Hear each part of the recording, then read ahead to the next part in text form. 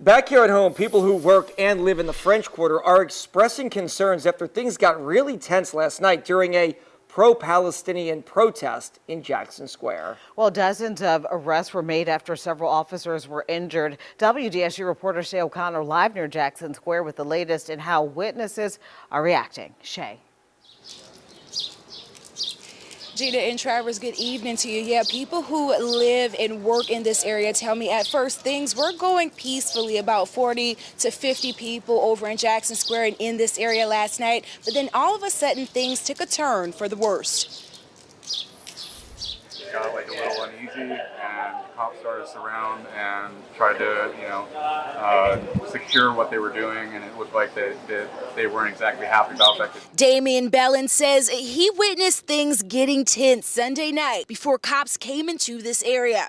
There was a lot of screaming, and like they started getting louder and louder, and started just really go against the cops. This video captured by viewers showing just some of the encounters that happened that night, as well as the police presence in this area of the French Quarter. Yes, they had to stun gun them. Yes, maybe a few of them had to been a little roughed up. And yes, they were fighting with the officers, and it was chaos. Monday, NOPD announced 5 of their officers suffered injuries after being hit with items in the head and body as they tried to get some of the protesters to leave Jackson Square after it had closed at 7 p.m. We're told all officers were taken to a hospital and released shortly after. In total, 12 men and women ranging from the ages of 25 to 38 were arrested. Some of the charges included battery against a police officer and hate crime on a law enforcement officer. Those who work nearby say they've seen things ramping up in the area since pro-Palestine graffiti was sprayed on the Presbyterian and also chalk writing at the St. Louis Cathedral last week. Their hope as we go into the second week of Jazz Fest, that things don't get worse. If I'm a bartender, so I want to be able to make the right money, and people don't necessarily want to spend the money if they just want to go back home and not be near anything violent like that.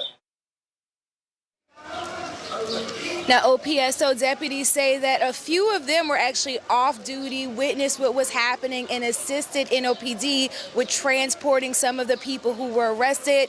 NOPD officials say all of the people who said that they were injured last night when it comes to protesters were treated on scene by EMS. Also, when it comes to other protests happening in this area and throughout New Orleans, NOPD says that they are keeping a close eye on them. Of course, we'll continue to keep you updated. Reporting live from near Jackson Square, Shay O'Connor, WDSU News.